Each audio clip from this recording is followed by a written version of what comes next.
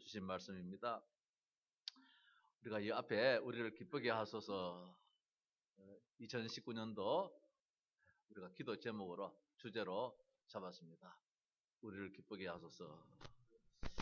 11번째 2019년도에 달을 맞이하는 가운데서 우리가 얼마나 기쁨 속에 살았느냐. 아이고 목사님 말도 많이해서 원래따라 제목은 저런데 어려운 일도 있고 안 나던 교통사고도 나가고 안 나도 병도 걸려가 병원에 입원도 하고 있고 사는 좀 더 어렵고 참 이럴 말도 할 수 있겠지요. 그렇지 않겠습니까? 이 한 해를 시작하면서 이렇게 시작했는데 얼마나 우리가 기쁨으로 살았느냐 오늘 점검도 해보면서 또 우리 주님께서 우리에게 무슨 말씀을 하시는지 성경에서 한번 찾아보십시다. 좋은 일이 있었느냐, 엄청난 응답을 받았느냐, 물론 그러면 좋겠지요. 살아가면서 늘 좋은 일이 있고 엄청난 그런 큰 복된 일이 있었으면 얼마나 좋겠습니까? 자, 그렇지 못하다면 그럼 어떻게 살아야 됩니까? 좌절하고 낭망하면서 살아야 되느냐? 그렇지는 않을 것입니다. 성경에 보니까 하나님의 사람 모세가 하나님께 기도하기를 아침에 주의 인자하심이 우리를 만족하게 하사 하나님의 그 사랑으로 우리를 만족하게 해달라. 있든지 없든지 간에 가졌든지 못 가졌든 간에 아프든지 안 아프든지 간에 어떻든 내 삶의 현재에 만족하게 해달라. 그렇게 기도를 했습니다. 그렇게 했지요. 많이 가졌기 때문에 행복한 것도 아니잖아요. 없다 할지라도 그 없는 가운데서 감사를 찾는 그 은혜를 달라. 그렇게 기도했습니다.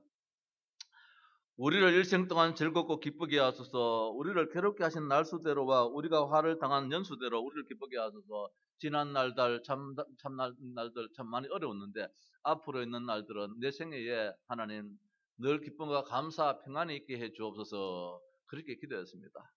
오늘 처음으로 우리 교회에 오신 어르신들 남은 생애 이제 얼마나 사시겠습니까? 지난 날도 돌아볼 때에 많은 아픔도 겪었습니다. 전쟁도 겪었습니다. 일제 치하의 그 아픔도 겪었습니다. 또 자식을 기르면서 좋은 일, 굳은 일도 많이 있었을 것입니다. 인생 지난 날들 보니까 기쁨과 감사보다는 힘든 일이 더 많아서 아이고 죽겠대 말도 마이소 이렇게 하면서 사실은 살아온 것도 사실 줄 압니다. 그렇다고 해서 앞으로 남은 날도 그렇게 사시다가 또 죽을 수는 없잖아요. 앞으로 남은 날들 얼마나 우리가 살겠습니까? 앞으로 70을 살겠습니까? 80을 살겠습니까? 아침에 나도 모르게 괜히 생각하기를 집사람한테 더 잘해줘야 되겠다 이런 마음이 들더라고요. 앞으로 산들 20년 30년을 더 살겠는가. 지금도 보니까 얼굴이 이제 할매가 됐던데 저 할매된 얼굴에 더 참 할매가 안 되도록 주름이 안 잡히도록 정말 남편으로서 지아비로서 해줘야 되겠는데 이런 마음도 들더라고요. 더 기쁘게 해줘야 되겠는데 더 마음에 평안함을 얻도록 해줘야 되겠는데 참 안 되었다 불쌍다 이런 마음도 들더라고요. 이럴 때는 저 김금자 사모님 아멘 한번 하셔야 되지. 예, 괜히 그런 마음이 들더라고요. 우리를 괴롭게 하신 날수대로와 우리가 화를 당한 연수대로 우리를 기쁘게 하소서. 그렇잖아요. 하나님 지난 날들 감당케 하신 도 하나님이신데 앞으로는 굳은 일도 없도록 또 굳은 일이 설상 있다 할지라도 거기까지도 감사할 수 있는 힘을 얻는 그런 은혜를 주옵소서 기도해야 할 것입니다. 성경에 보니까 인생의 나이가 70이요 80일인데 정말 제한된 그 나이에 사람들 우리가 100세 200세로 살겠습니까? 7, 80으로 살고 길면은 100세로 살 때인데 그 모든 그 날들이 수고와 슬픔밖에 없다 그렇게 말씀하고 있습니다. 우리 지금 연세가 연만하신 어른들 계시는데 지난날 돌아보면서 좋은 일보다는 수고와 슬픔밖에 없거든요. 성경이 그렇게 말씀하고 있습니다. 시편 90편 말씀에 인생의 연수가 70이요 강건할지라도 80일지인데 수고와 슬픔밖에 자랑할 것이 없다 그렇게 말씀을 하고 있습니다. 제한된 나이의 삶일 망정 하나님께서 인생을 기쁘고 즐겁게 해주시기를 간구하고 인생의 공고함에 비례하여 기쁨을 달라 그렇게 시편 기자인 이 모세가 그렇게 기도를 했습니다. 맞지요? 저도 이제 보니까 60수년을 살았는데 가만히 보니까 그 뭐 굳은 일이 더 많았는 것 같아요. 그때마다 다 그걸 기록했다면은 한 권의 책을 남길 수도 있지 않겠는가. 좋은 일보다는. 그러나 이제 다시금 또 기도해야 할 것입니다. 하나님 아버지여, 남은 날들 무슨 일이 일어날지 모르겠습니다. 그렇지만 모든 날들 가운데서 기뻐하고 감사가 있는 그런 삶이 되게 주옵소서. 그렇게 기도할 따름이지요. 우리는 기도해야 됩니다. 내 기도하는 그 시간이 가장 기쁘고 즐거운 시간이 될 것입니다. 하나님을 만나는 시간입니다. 소망의 시간입니다. 나를 발견하는 시간이, 우리가 하나님 아버지요 하는 그 시간이 바로 우리의 시간입니다. 하나님을 아는 시간이요, 응답의 시간이요, 축복의 시간입니다. 기도하는 만큼 기쁘고 즐겁고 소망이 넘치는 그런 시간일 줄로 믿습니다. 자, 한 해를 얼마나 기쁘게 살았느냐, 다시 한번 더 정리하면서 하나님 감사합니다. 올 한 해 남은 인생, 앞으로 우리의 남은 인생 정말 하나님의 평강 있기를 원합니다. 그런 기도의 제목이 되시기를 바랍니다. 오늘 제목은 너에게 평강이 있을지어다, 이런 제목입니다. 오늘 주신 말씀 36절 말씀 보니까 이 말을 할 때 예수께서 친히 그들 가운데 서서 이르시되 너희에게 평강이 있을지어다 말씀을 주셨습니다. 예수님께서 십자가에 달려 죽으셨다가 3일 만에 부활하셨습니다. 하나님의 아들이 이 세상을 구원하러 오셨는데 정말 못된 인간들에 의해서 그만 죽임을 당했습니다. 십자가에 못 박혀 죽임을 당했습니다. 옆구리에 창을 콱 찔러가지고 가진 피 다 흘려서서 우리 예수님께서 죽으셨습니다. 죽으셨다가 예수님이 인간인지라, 더 나아가서 하나님인지라 죽음의 자리에 머물 수 없었습니다. 사탄 권세를 멸하고 인간을 구원하신 구원의 완성을 위해서 다시 살아나셨습니다. 부활하셨습니다. 부활하신 이후에 엠마오로 내려가는 두 제자와 함께 걸어가게 되었습니다. 엠마오로 내려가는 제자가 물었습니다. 당신 오늘 이 성내에서 있었던 일을 알지 못하냐? 예수라는 사람이 오늘 십자가에 못 박고 며칠 상간에 3일 만에 부활했다는 사실을 알지 못하느냐? 이렇게 예수님께 물었습니다. 그래서 예수님이 같이 대화를 했습니다. 주고받고 하는 가운데서 이들의 마음이, 슬펐던 그 마음이, 허전했던 그 마음이 왠지 자기들 모르게 흥분이 되어지고 기쁨이 생기고 마음이 뜨거워졌습니다. 그래서 예수님이 이제 더 가시려고 하니까 이들이 이제 이야기가 우리 같이 해서 식사를 하고 같이 가십시다. 예수님을 붙잡았습니다. 그때 이 사람들이 예수님이 이제 몰랐어요. 눈이 어두워서. 그래서 이제 밥을 먹고 난 다음에 이제 예수님과 같이 이야기하다 보니까 눈이 열려서 이분이 바로 그 십자가에 못 박혀 죽었던 그분이네. 그래서 예수님 하는데 예수님이 그만 없어져 버렸어요. 자, 이런 가운데서 이제 제자들이 있는 이곳에 우리 예수님이 다시 나타나셨습니다.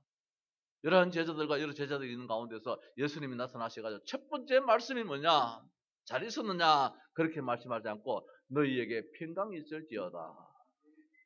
우리 인간에게 가장 절실히 필요한 것, 반드시 있어야 될 것, 평강이 있을지어다. 오늘 이 자리에 있는 우리 모두가 원하고 원하는 그 말 것입니다. 평강이 있을지어다. 요한복음에서는 이 평강이 있을지어다를 연달아서 3번이나 하고 있어요. 예수님이 이 자리에서도 너에게 평강이 있을지어다. 저 자리에 가서도 너에게 평강이 있을지어다. 또 저 자리에 가서도 너에게 평강이 있을지어다. 우리 인간에게 가장 필요한 것입니다.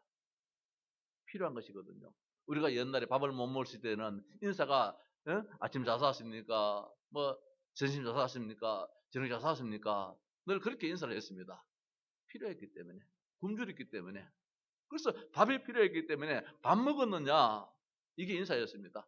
진지 잡수셨습니까? 드셨습니까? 이렇게 인사합니다. 지금은 안녕하십니까? 이렇게 합니다. 지금 시대에는 이 안녕이 절실히 필요한 시대예요. 그래서 이스라엘에서도 늘 전쟁이 일어나고 늘 불안한 시대이기 때문에 인사가 뭐냐? 살롬, 그렇게 말했습니다. 평강, 살롬. 오늘 예수님께서 인간들이 이 땅 살면서 하나님이 행복을 주셨는데 그 행복을 다 놓쳐버렸거든요. 하나님 인간에게 안식을 주셨는데 안식을 다 놓쳐버렸습니다. 인간에게 평안을 주셨는데 평안을 다 놓쳐버렸습니다. 원래 인간은 하나님과 만나 참 행복하도록 지원받았는데 평강이라는 것이 가슴에 늘 가져서 늘 기쁨과 소망 가운데 살도록 만들었는데 창세기 3장이라는 이 사건입니다. 여기 사탄이 개입해서 하나님을 떠나도록 만들었습니다. 인간과 하나님이 떠나버렸습니다. 그때부터 인간은 마귀의 자녀가 되어버렸습니다. 마귀의 종로를 합니다. 운명사주 팔자에 묶입니다. 우리 예수 믿는 사람들은 운명사주 안 따지지만은 우리 예수 안 믿는 사람들은 네 팔자가 그렇다 야야 엄마야 나 못 살겠다. 저런 인간 제가 보기 싫어 못 살겠다. 왜 저런 인간 만나가지고 이제 신뢰가 되고 막 욕을 합니다. 친정 어머니가 너무 답답해가지고 점장한테 물어봅니다. 물어보니까 야야 네 팔자 그렇다 하더라. 이래버리거든요. 그래요. 이 팔자는 못 받고 있습니다. 팔자 받는 길은 한 길밖에 없어요.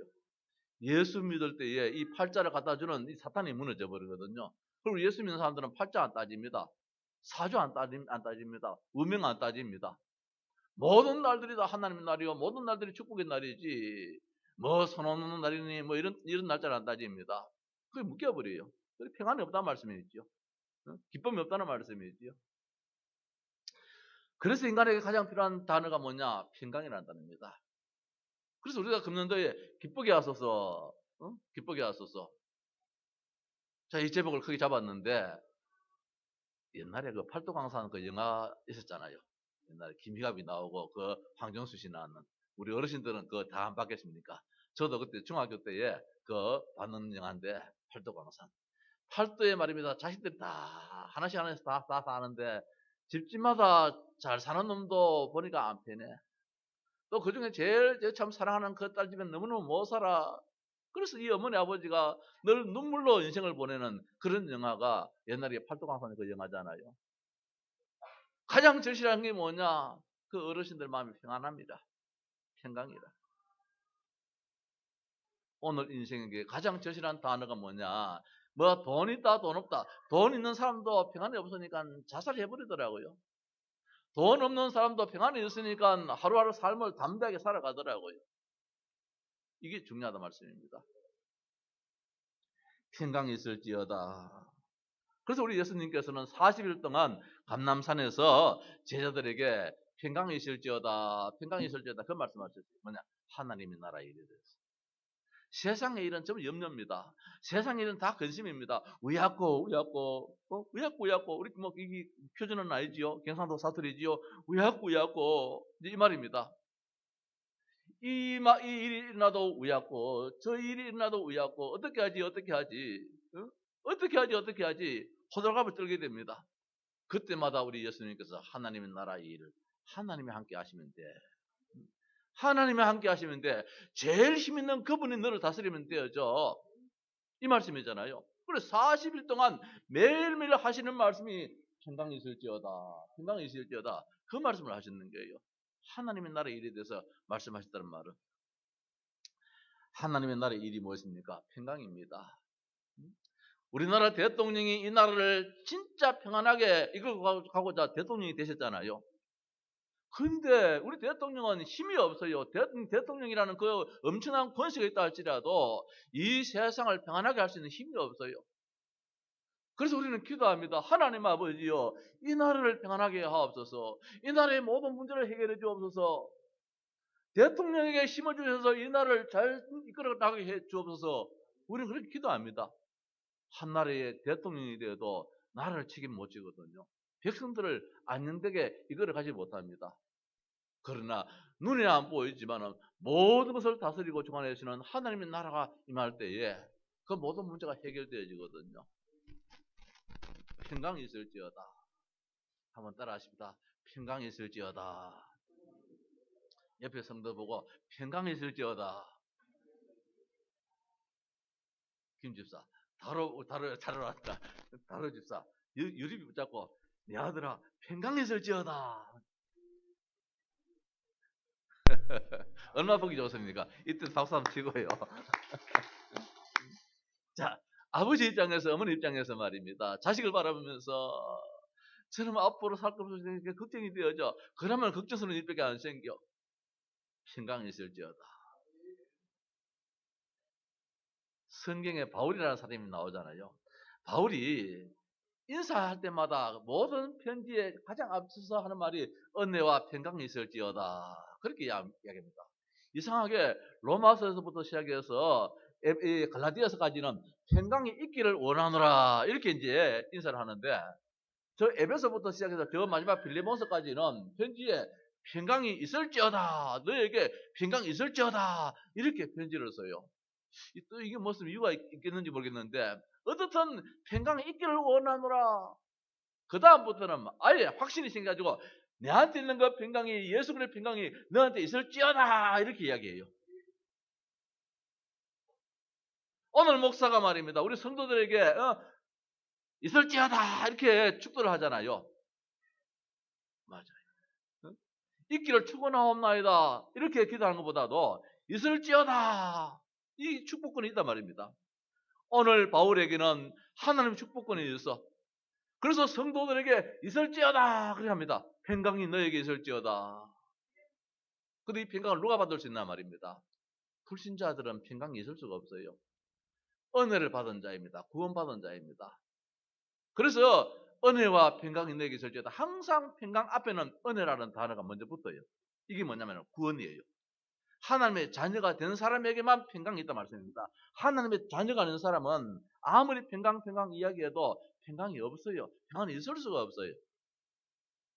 있게 되지를 못해요. 순서예요. 순서. 하나님의 은혜를 입은 자가 그 다음에 오는 것이 평강이 있을지어다. 오늘 이런 축복입니다. 그래서 오늘 너에게 평강이 있을지어다. 우리의 지난 날들을 보십시다. 우리가 예수를 알지 못할 때에, 우리가 교회를 떠났을 때에 우리의 삶이 어느냐? 세상에 묶이는 사자입니다. 이 시간입니다. 수고와 슬픔밖에 없는 시간입니다. 우리의 연수가 70이요 80일지라도 자랑할 것은 수고와 슬픔뿐입니다. 이게 모세가 말했던 거예요. 우리 지난달에 한번 돌아보세요. 전부 다 수고밖에 없어요. 저 슬픔밖에 없어요. 좋은 일은 없는 것 같아요. 복음 바깥의 인생, 하나님의 은혜를 받지 못한 인생, 구원받지 못한 인생, 교회를 알지 못한 인생은 그저 못 살겠다. 야야 못 살겠다. 니 날 좀 기쁘게 한번 해줘봐라. 부모가 자식한테 나 못 살겠다. 자식이 엄마한테 나 못 살겠다. 못 살겠다. 이게 늘 우리 입에 달고 다니잖아요. 왜 못 살겠습니까? 하나님은 살라고 땅에 우리가 태어나도록 만들었는데, 하나님의 시간표가 되기까지 늘 기뻐하고 감사하고 즐거워하는 것이 인생인데, 오늘 우리의 지난 날들이 무엇입니까? 이게 예틀이 돼가지고 그 집에서 나오는 것이 사니 못 사니 죽겠다 막 늘 근심 염려 속에 살고 있습니다. 수고하고 무거운 짐진 자라. 뭐 하는 것도 전부 수고하고 무거운 짐진 자라. 자식이 결혼 못하면 결혼 못하는데 걱정이 되어지고, 결혼해가지고 시집장가 갔는데 저놈들은 자식이 잘 놀란가 싶어가지고 또 자식이 잉태됐는데 저놈 또 혹시 또 뭐 또 이상한 놈들 이렇게 또 나오는 게 아닌가 또 걱정이 되어지고, 인생 살면서 하나하나 또 자식이 태어났는데 또 잘 자라줄까 싶어가지고 걱정이고 말입니다. 하루라도 편한 날이 없는 것이 인생이라. 그래서 우리 예수님께서 하시는 말씀이 평강이 있을지어다. 이래도 평강이 있고 저이래도 평강이 있고, 장가가고 시집가는 것도 평강이고 말입니다. 자식이 잉태되는 것도 평강이고, 잉태돼서 태어남도 평강이고, 자라남도 평강이고, 성숙함도 평강이고, 저가 이제 자립하는 것도 평강이고, 하나님의 평안함에 따르는 것이 진정한 축복이기 때문에 평강이 있을지어다. 천가지 만가지 억만가지 모든 문제, 세상사, 하나님을 알지 못하는 우리의 예틀에 묶이면은 하나 될 것이 없습니다. 되는 게 없어요. 되는 게 없어요. 이럴 수밖에 없잖아요. 그러나 예수 그리스도 안에 있다면은 우리 주님께서 우리의 길을 환하게 열어주시게 되는 줄 믿습니다. 괴로웠던 날들입니다. 화를 당한 날입니다. 수고와 슬픔의 날입니다. 자, 이게 뭡니까? 평안의 날이 없다는 사실입니다. 한마디로 말해가지고 복음 바깥에 진짜 우리 예수 진짜 믿는, 예수 잘 믿으면 그래 되어져요. 예수님이 누군지 바로 알면은 나도 모르게 아멘, 아멘이 되어지는데, 예수를 시원찮게 알면은 말입니다. 성령이 우리를 움직이질 않아요. 똑같은 예수님인데 이분은 아는 예수님, 저분이 아는 예수님인데 저분에게는 성령이 역사하는데 이 사람에게는 역사를 안 해요. 왜? 예수를 잘 알지 못해요. 그래요. 저도 그랬습니다. 저도 나이가 40살까지 40에 이르기까지는 예수를 목사가 되어서도 잘 몰랐던 것 같아요. 근데 40살이 되었을 때에 강단에서 어느 목사님이 말입니다. 주는 그리스도시요 살아계신 하나님의 아들이십니다. 예수는 그리스도 인간의 모든 문제 해결자 해답이요 이러는데 내 눈이 벌려지더라고요. 그전에는 모든 문제 해결자인 몰랐어요. 그냥 나를 구원시켜 주시는 천국 가게 하시는 분을 알았어요. 예수님이. 그날에 강단에서 설교하시는데 예수는 그리스도 맞아요. 왕이요 제사장 선자 알아요. 그거는 내가 학교에서 공부할 때에 시험을 치기 때문에 알아요. 그런데 얼마나 쉬운 말을 하시는지 모든 문제 해결자 할 때 내 눈이 확 떠 있어요. 아, 저 예수를 내가 알지 못했구나. 이 문제도 평강을 주시고 저 문제도 평강을 주시고 이 문제도 해결자가 되시고 저 문제도 해결자가 되시고 이 문제도 해답이 되시고 저 문제도 해답이 되시는 그분이 누구냐? 아, 내가 믿는 예수님이더라고요. 그 예수님이 말씀할 때 나도 모르게 입에서 아멘 해버렸어요. 그때부터 내 인생이 달라져 버리더라고요. 오늘 예수님께서 부활하신 예수님께서 제자들을 찾아오셔가지고 이 괴로움 속에 있는 자들아, 슬픔 중에 있는 자들아, 화를 당하고 있는 자들아, 너에게 평강이 있을지어다. 이걸 누가 들었냐 말입니다. 예수님의 제자들이 들었어요. 이때부터 제자들은 삶이 달라졌어요. 그전에는 말입니다. 늘 피해 닿는 삶입니다. 거짓말하는 삶입니다. 예수님을 나는 모른다. 죽을까지 도와줘. 그랬잖아요.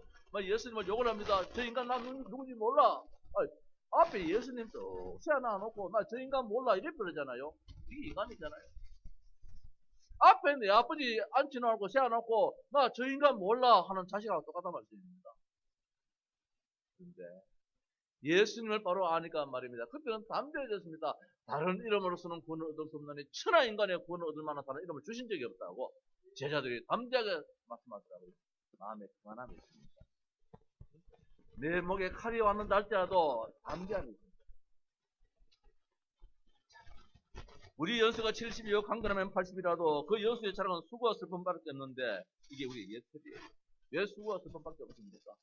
복음 안 한다면은 그 모든 것이 하나님의 계획이 있단 말씀입니다. 하나님 뜻하신 바가 있어요. 오늘 아침에 우리 유 목사님 말씀하십니다. 청와대에 있는 분들이 대통령이 돼가지고 나라를 망치고자 하고자 대통령이 된 사람 누가 있나 말입니다.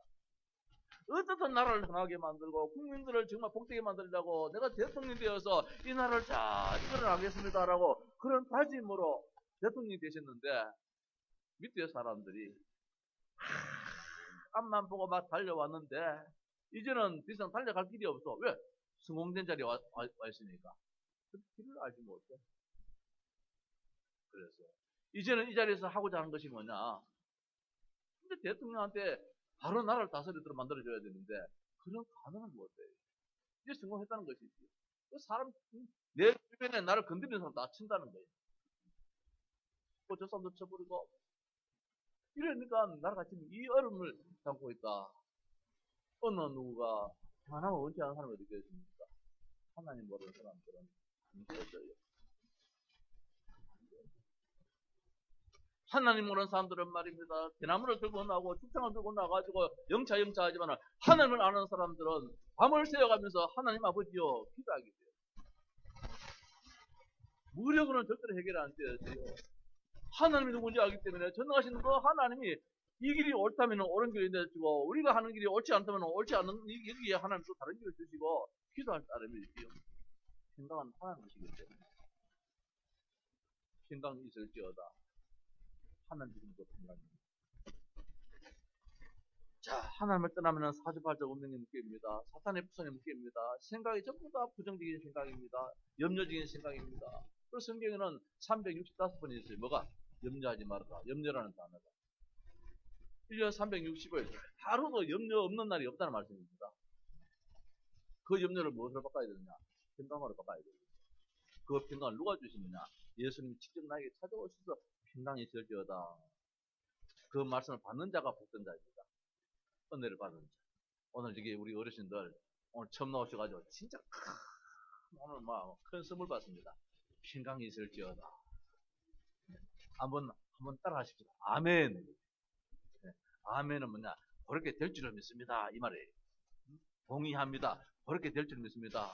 그 말이에요. 나중에 건강 있기를 축원합니다. 자, 우리의 신날입니다. 새틀입니다. 새로운 시대입니다. 우리를 만족하는 날입니다. 우리의 일생이 즐겁고 기쁜 날입니다. 평강의 날입니다. 우리에게 우리 날 계수함을 주사 가르치사. 모세가 그렇게 기도합니다. 하나님, 우리 날 계수함을 지혜를 달라고 합니다.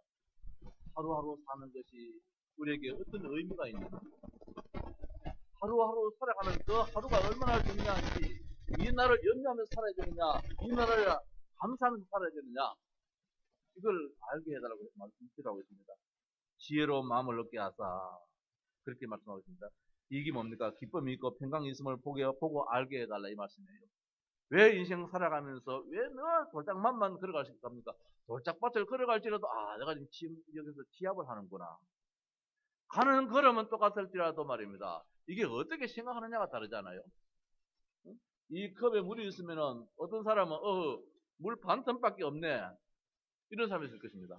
어떤 사람은 물이 아직까지 반 텀이나 있네, 똑같은 물일지라도 반 텀밖에 없네라는 사람이 있을 것이고, 아이고 아직까지 반 텀이나 있네, 반이나 있네, 이런 사람이 있을 것입니다. 그러면은 반밖에 없네라는 그런 부정적인 생각을 한다면 평생 동안 염려 근심을 할 것입니다. 아이고 아직 반이나 남았네, 달라집니다. 오늘 기도했습니다. 날 계수함을 가르치사 지혜로운 마음을 얻게 하소서. 맞잖아요. 복음적인 생각을 하게 해달란 말입니다. 이 문제도 문제는 아니다. 문제는 답이 있다. 그 답을 알 때 그 기쁨이라는 것을 말하셨잖아요. 우리 학생들이 시험장에 가서 시험을 딱 치고 난 다음에 답을 딱 따고 나왔을 때에 맞아, 확실한 답 맞아, 이때의 그 기쁨이라는 것은 이런 말을 할다 하셨지요. 이게 답이 맞는지 안 맞는지, 긴가민가, 이렇게 해서 시험장에 나오면 말입니다. 찝찝하이. 그래요.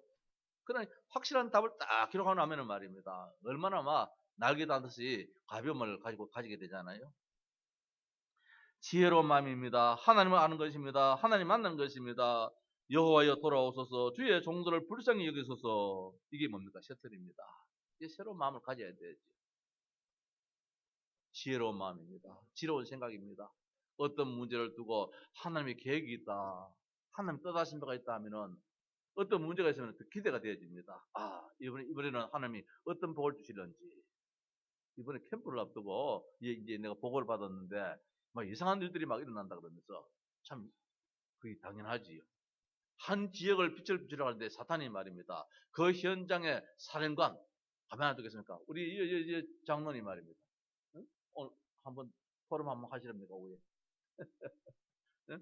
장로님한테 또 뭐 이게 복을 이제 들었는데도 드리고 이게 또 장로님한테도 뭐 어려운 일이 또 있었는 것 같고 힘든 일이 있었는 것 같고, 한 사람 한 사람 모두가 말입니다. 캠프의 현장에 들어가는데 별의별 일들이 다 있더라고요. 왜? 사탄이 가만히 있겠습니까? 지 아성이 무너지는데, 지 본거지가 무너지는데. 이걸 우리가 느낀다면 얼마나 감사하겠습니까? 얼마나 힘이 생기겠습니까? 생각이 있지요. 그 생각을 열어달라고 합니다. 평강입니다. 자, 그래서 너에게 평강이 있을지어다, 이 말입니까? 우리를 기쁘게 하소서, 이 말씀이에요. 부활하신 예수님이 오늘 제자들을 찾아오셨습니다. 문제를 가지고 있는, 예틀 속에 있는 이 제자들을 친히 찾아오셨습니다. 이게 복입니다. 오늘 이 시간 우리가 주님을 찾아온 것이 아니에요. 주님이 우리를 찾아오셨어요. 주님이 나를 찾아오셔서 평강이 있을지어다. 내가 문제 해결받게 해가지고 막 한 게 아니에요. 주님이 답답해서 찾아오셨어요. 제자들이 있는 곳에 말입니다. 예수님이 찾아오셨어요. 제자들이 예수님을 찾아간 것이 아니에요. 오늘 우리가 이 자리에 올라올 때 우리가 막 예수님을 찾아온 것처럼 보지만 아닙니다. 우리 주님께서 우리의 발걸음을 움직이셨어요. 우리의 마음을 움직이셨어요. 하나님의 교회로 우리의 발걸음을 옮기셨어요. 그래서 오늘 강단에서 평강이 있을지어다, 이 음성을 듣게 만드는 거예요. 부활의 첫 말씀입니다. 많고 많은 말씀 가운데서 너희들 밥 먹었나? 잠 잘 잤나? 별일 없지? 이렇게 묻지 않고 다짜고짜 하시는 말씀이 평강이 있을지어다. 인간에게 가장 필요한 거, 없어서는 안 되는 거, 하루하루에 꼭 필요한 거, 평강이 있을지어다. 오늘 이 평강이 있을지어다를 우리 주님 우리에게도 하셨습니다. 너무 기뻐하는 제자들입니다. 24장 41절 보니까 그들이 너무 기쁨으로 자, 예수님의 이 음성을 들을 때에 이들이 말로도 알 수 없는 기쁨이 생겼어요. 그 기쁨이 보통 기쁨이 아니라 너무 기뻤다 그래요. 믿기지를 않은 것이에요. 그래서 우리가 꿈인가 생신인가, 너무 좋은 일, 너무 기쁜 일을 당하면 꿈인가 생신인가, 진짜 이게 맞나, 이렇게 우리가 말하듯이 오늘 제자들이 말입니다. 얼마나 힘을 얻었으면은 너무 기쁨으로 그 다음에 말하기로 합니다. 너 아직도 믿지 못하고, 믿지 못할 정도로 너무 막 기쁨이, 마음속에 막 샘솟는 기쁨이 생겼어요. 도망다니고 말입니다. 불안하고 초조했던 이들의 마음이 왠지 마음에 평안함이 찾아오는데, 하나님 주시는 평안함이지요. 예수님을 만나버리면 마음에 평안함이 찾아와요. 하나님의 나라가 내 마음속에 임한다 말씀입니다. 성령께서 내 마음을 다스려 나간다 말씀입니다. 오늘 이 말씀이에요. 너무 기쁨으로. 그래서 또 그 다음에 뭐라고 말씀하고 있습니까? 마음을 열어서 성경을 깨닫게 하신다. 45절의 말씀 보니까 이에 그들이 마음을 열어 성경을 깨닫게 하시고, 지금까지는 하나님 말씀, 성경 말씀을 들어도 이 말씀이 무엇인지 몰랐는데 이제는 성경 한 말씀 하시면 얼마나 은혜가 되는지, 아멘, 맞아. 모든 말씀 우리에게 힘이 되어지고 능력이 되어지고 참 우리에게 소망이 되는 이 말씀으로 막 들려지는 거예요. 그래, 말씀 앞에서 힘을 얻게 되어져요. 말씀 앞에서 마음의 평안함이 있게 되어져요. 이런 축복이 평강이 있을지어다, 이 말을 듣는 저들에게 있게 되었습니다. 정인으로 세우시는 하나님입니다. 이제 뭐냐, 체험이 있게 만듭니다. 실제적으로 이제 평강을 체험하여서 만나는 사람들에게 교회 나가봐라, 예수 믿어봐라, 진짜 마음에 평안함이 있대, 이런 체험적인 신앙이 나온다는 말씀입니다. 그 다음에 49절 말씀 보니까 능력을 주시는 예수님입니다. 이제 그 능력 가지고 세상을 살리고, 내 남편을 살리고, 내 아내를 살리고, 내 자식을 살리고, 내 조카를 살리고, 우리 집안을 살리는 이런 능력을 이제 우리 체험하게 되어야죠. 이런 거 주시는 예수입니다. 그리고 난 다음에 축복하시는 예수님입니다. 50절 말씀 보니까 예수께서 그들을 데리고 베다니아까지 나가서 손을 들어 그들에게 축복하시더니, 축복, 이제 인간사 살아가면서 결단코 염려하지 않도록 먹을 것도 주시고 입을 것도 주시고 채워주시는 그 주님의 축복을 받게 됩니다. 더 나아가서 예수님께 경배하고 기쁨으로 예루살렘에 돌아가는 제자들입니다. 보니까 52절에 그들이 그에게 경배하고 큰 기쁨으로 예루살렘에 돌아가 현장을 살리러 간단 말입니다. 예루살렘에 돌아가서 이제는 두 다리 쭉 펴고 아이고 다 했대, 그게 아니고 말입니다. 저 현장에 과거에 나와 같이 눌리고 찌들리는 삶을 살고 있는 저들에게 가서 살려야 되겠다는 것입니다. 예수 그리스도 이름을 전거하는 가운데서 예수 믿어라. 예수님이 내 마음에 계시면 성령님께서 나를 움직여 나가. 눈에 보이지 않는 그 힘이 나를 움직여 나가기 때문에, 전에는 이 문제 가지고 왜 하고 어떻게 하고 했는데 이제는 거기에 오히려 감사가 나오는 이런 참 기적 같은 일들이 일어난단 말씀입니다. 마지막으로 늘 성전에서 하나님을 찬송하는 제자들이 있습니다. 53절 보면 늘 성전에서 예배하는 자가 됩니다. 마음의 평안함이 없으면 예배가 안 됩니다. 마음의 기쁨이 없으면 예배가 안 됩니다. 교회 가기 싫습니다. 교회 왜 간지 모르겠다, 이래 되집니다. 그럼 자꾸 망하는 길로 걷게 됩니다. 안 되는 길로, 실패의 길로 가게 됩니다. 이제는 되어지는 길로 가게 됩니다. 하나님 앞에 예배할 때 하나님 우리를 자꾸 붙잡아 주시고 힘 주시고 능력 주시고 또 되어지는 길로 인도하시고 말입니다. 예배자의 축복을 얻게 하신다는 것. 말씀을 마칩시다. 의인들의 장막에는 기쁜 소리, 구원의 소리가 있다 했습니다. 오늘 우리 동서교회는, 우리 하영 동서교회는 의인들의 장막입니다. 예수 믿는 하나님의 자녀들이 있는 이 장막입니다. 집입니다. 그렇다면 여기에 무엇입니까? 우리 주님께서 날마다 찾아오셔서 평강이 있을지어다. 자기 자식한테 말입니다. 부모가 잘 되라는 것이지 남의 자식보다도 오늘 우리는 하나님의 자식이에요. 하나님의 자녀예요. 그래, 하나님의 소원이 있습니다. 평강이 있을지어다. 부모가 자식이 어려운 거 있으면 얼마나 마음이 상합니까? 이제는 우리 주님께서, 우리 하나님께서 마음 상하지 않게 하기 위해서라도 우리를 잘 되게 만들어 주십니다. 이 확신을 가져야 됩니다. 우리 교회는 복음 가진 의인들의 장막입니다. 의인들의 공동체입니다. 이제 확신해야 됩니다. 어떻게? 주님이 평강을 주셔서 평강이 있을지어다. 과거에 누구에게 한 말이 아니고 지금 이 시간 찾아오셔서 나에게 평강이 있을지어다. 그 주역이 되심을 믿으시기 바랍니다. 찬송